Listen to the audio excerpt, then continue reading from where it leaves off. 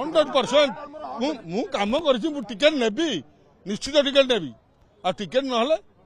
ଯାହା ହେଇପାରେ ଆପଣ ଜାଣିଥିବେ ତାପରେ କହିବି ଆଉ ଦଳ ଯଦି ମୋ ଉପରେ ଚାହିଁବ ମୁଁ ଠିଆ ହେବି ଯିଏ ବି ଛିଡ଼ା ହଉ ସେମିତି କିଛି ମାନେ ନାହିଁ ନରେନ୍ଦ୍ର ମୋଦି ଆମର ଆସିବା ଦରକାର 400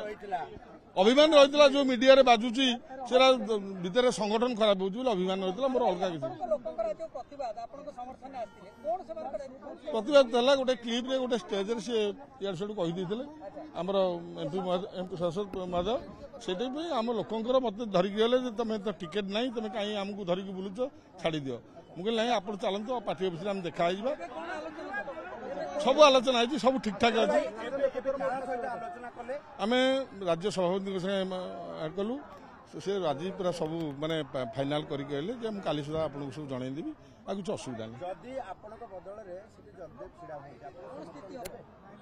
ସ୍ଥିତି ତ ବହୁତ ଚିନ୍ତା କରିବା ଆଉ ବହୁ ଖରାପ ହବ ଭୟଙ୍କର ହବ ସେମିତି କଣ କହିହବ ଆଜ୍ଞା ସେ କଥା ଏଇନା କହିହବନି ସଂଗଠନ 256 ବୁଥରେ ସଂଗଠନ ନିଜ ପରିଶ୍ରମର ନିଜ ଜାଳବାୟା ଧନ ଆମେ ସାଧାରଣ ଘରର ପରିବାରର ପିଲା ଆମେ ଲଗେଇ 5 ବର୍ଷ ହେଲା ଗରିବ ଲୋକଙ୍କ ସାଙ୍ଗରେ ମୁଁ ଅଛି ଆଉ ଏବଂ ନିଶ୍ଚିତ ଦଳ ମୋ ଉପରେ ଆଶୀର୍ବାଦ କରିବ ଆଉ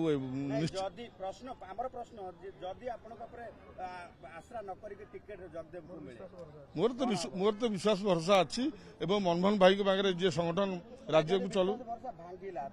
ଭାଙ୍ଗିଲା ତାପରେ ତ ଭାଙ୍ଗିବନି ଯେତେବେଳେ ଭାଙ୍ଗିଲା ପରେ ନାଇଁ ତାଙ୍କର ଭରସା ଥିଲେ ସିଏ ଆଉ ଅଲଗା ଷ୍ଟେଜରେ ଏଭଳିଆ କଥା କହନ୍ତେ